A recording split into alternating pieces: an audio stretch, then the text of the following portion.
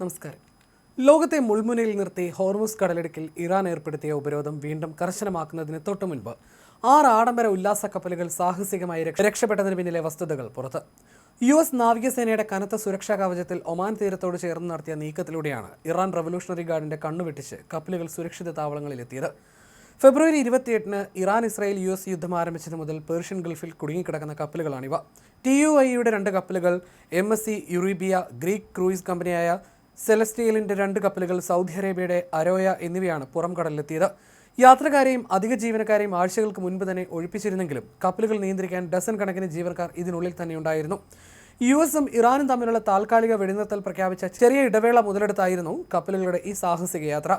Hormuz കടലിടുക്കിലെ പാറക്കെട്ടുകൾ നിറഞ്ഞ ഭൂപ്രകൃതിയും ഇറാന്റെ കടുത്ത നിരീക്ഷണവും വലിയ കപ്പലുകൾക്ക് ഇക്കാലയളവിൽ വലിയ വെല്ലുവിളിയായിരുന്നു. എന്നാൽ വലിയ ഓയിൽ ടാങ്കറുകൾക്ക് സാധിക്കാത്ത വിധം ഒമാന്റെ അധീനതയിലുള്ള മുസന്തം പെൻസുലയോട് ചേർന്ന ഇറാന്റെ സമുദ്ര അതിർത്തിയിൽ പ്രവേശിക്കാതെ കപ്പലുകൾ നീങ്ങുകയായിരുന്നു. വെള്ളിയാഴ്ച രാത്രി വിവിധ തുറമുഖങ്ങളിൽ നിന്ന് യാത്ര തിരിച്ച കപ്പലുകളിൽ ആദ്യമായി ഹോർമുസ് പിന്നിട്ടത് സെലസ്റ്റിയൽ ഡിസ്കവറിയാണ്. ഞായറാഴ്ച രാത്രി വൈകി TUIയുടെ മെയിൻ ഷിഫ്റ്റ് 4 കൂടി സുരക്ഷിതമായി പുറത്തെത്തിയതോടെ ആശങ്കകൾക്ക് വിരാമമായി. നിലവിൽ 6 കപ്പലുകളും അറബിക്കടലിലൂടെ യാത്ര തുടരുകയാണ്. ഏതെങ്കിലും തരത്തിലുള്ള ആക്രമണം ഉണ്ടായാൽ പ്രത്യാക്രമണം നടത്താൻ US നാവികസേന സന്നദ്ധത അറിയിച്ചിരുന്നു. IRGCയുടെ ഡ്രോൺ ആക്രമണങ്ങൾ മേഖലയിൽ പതിവായതിനാൽ കനത്ത ജാഗ്രതയിലായിരുന്നു നീക്കം. ഐഡന്റിറ്റി വ്യക്തമാക്കുന്നതിനായി പകൽ വെളിച്ചത്തിൽ മാത്രം യാത്ര ചെയ്യുകയും ആശയവിനിമയ ചാനലുകൾ തുറന്നിടുകയും ചെയ്തിരുന്നു. തങ്ങളുടെ ജീവനക്കാർക്കൊപ്പം ഐക്യദാർഢ്യം പ്രഖ്യാപിച്ച് സെലസ്റ്റിയൽ കമ്പനിയുടെ ചീഫ് ഓപ്പറേറ്റിംഗ് ഓഫീസറും കപ്പലിൽ യാത്ര ചെയ്തിരുന്നു എന്നത് ശ്രദ്ധേയമാണ്. കപ്പലുകൾ കടന്നതിന് തൊട്ടു പിന്നാലെ ഇറാൻ ഹോർമുസ് കടലിടുക്ക് വീണ്ടും അടച്ചു. US ഏർപ്പെടുത്തിയ നാവിക ഉപരോധം നീക്കാൻ വിസമ്മതിച്ചതിനെ തുടർന്നാണ് ഇറാന്റെ പ്രത്യാക്രമണം. കഴിഞ്ഞ ദിവസം 3 കപ്പലുകൾക്ക് നേരെ ഇറാൻ വെടിയുതിർക്കുകയും 2 കപ്പലുകൾ പിടിച്ചെടുക്കുകയും ചെയ്തിരുന്നു. ലോകത്തിലെ എണ്ണ വിതരണത്തിന്റെ 1/5 കടന്നു പോകുന്ന പാത ഇറാൻ അടച്ചതോടെ ആഗോള ഊർജ്ജ പ്രതിസന്ധി രൂക്ഷമാണ്. തങ്ങളുടെ തുറമുഖങ്ങൾ അമേരിക്ക ഉപരോധിച്ചതിനുള്ള മറുപടിയായിട്ടാണ് കപ്പലുകൾക്ക് നേരെയുള്ള ആക്രമണമെന്ന് ഇറാനും വ്യക്തമാക്കുന്നു. ചരക്കുകളുടെ വിവരങ്ങളും ഉടമസ്ഥാവകാശവും നൽകുന്ന കപ്പലുകൾക്ക് മുൻപ് ഇളവ് നൽകിയിരുന്നെങ്കിലും നിലവിൽ നിയന്ത്രണം കർശനമാക്കിയിരിക്കുകയാണ്.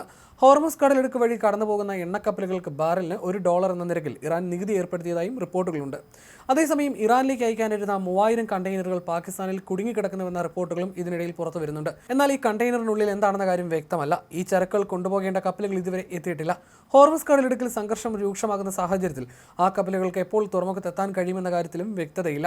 ഡൊണാൾഡ് ട്രംപ് ഏർപ്പെടുത്തിയ സമ്മർദ്ദ തന്ത്രമാണ് തടസ്സത്തിന് പിന്നിൽ. വ്യാപാരം പൂർണ്ണമായും നിർത്തലാക്കാനല്ല, മറിച്ച് അത് നിയന്ത്രിക്കാനാണ് നീക്കമെന്ന് നിരീക്ഷകർ വിലയിരുത്തുന്നു. തങ്ങളുടെ ചരക്കുകൾ നീക്കം ചെയ്യുന്നതിനായി പകരം വഴികൾ കണ്ടെത്താൻ ഇറാനിയൻ ഉദ്യോഗസ്ഥർ പാകിസ്ഥാനോട് സഹായം അഭ്യർത്ഥിച്ചിട്ടുണ്ട്. അതേസമയം കഴിഞ്ഞ ഒരാഴ്ചയായി അമേരിക്കയും ഇറാനും തമ്മിലുള്ള സമാധാന ചർച്ചകൾക്ക് ആതിഥേയത്വം വഹിക്കാൻ പാകിസ്ഥാൻ തലസ്ഥാനം കാത്തിരിക്കുകയാണ്. എന്നാൽ ഇരുപക്ഷവും തമ്മിൽ കൂടിക്കാഴ്ച നടത്തുമെന്നതിന്റെ സൂചനകളൊന്നും കാണാനില്ലെങ്കിലും നഗരത്തിന്റെ വലിയൊരു ഭാഗം അധികൃതർ ഇപ്പോഴും അടച്ചിട്ടിരിക്കുകയാണ്. ഇസ്ലാമാബാദിലേക്കുള്ള പ്രധാന റോഡുകളെല്ലാം അടച്ച അവസ്ഥയിലാണ്. ഭരണസ്ഥിരാകേന്ദ്രമായ റെഡ് സോണിന് ചുറ്റും കടുത്ത സുരക്ഷാ വലയമാണ് ഏർപ്പെടുത്തിയിരിക്കുന്നത്. തൊട്ടടുത്തുള്ള ബ്ലൂ ഏരിയയിൽ കഫേകളിൽ പഴങ്ങൾ തീർന്ന വിപണികൾ വിജനമാണ്. ബസ് ടെർമിനലുകളിൽ സർവീസ് ഇല്ലാത്തതിനാൽ വാരാന്ത്യത്തിൽ വീടുകളിലേക്ക് മടങ്ങാനും യാത്രക്കാർ ബുദ്ധിമുട്ടുകയാണ്. നിയന്ത്രണങ്ങൾ ഉടൻ അവസാനിക്കില്ലെന്നും ഡൊണാൾഡ് ട്രംപ് ഉൾപ്പെടെയുള്ള പ്രതിനിധികൾ എപ്പോൾ എത്തിയാലും അവരെ സ്വീകരിക്കാൻ പൂർണ്ണ സജ്ജമാണെന്നും സർക്കാർ ഉദ്യോഗസ്ഥർ പറയുന്നു.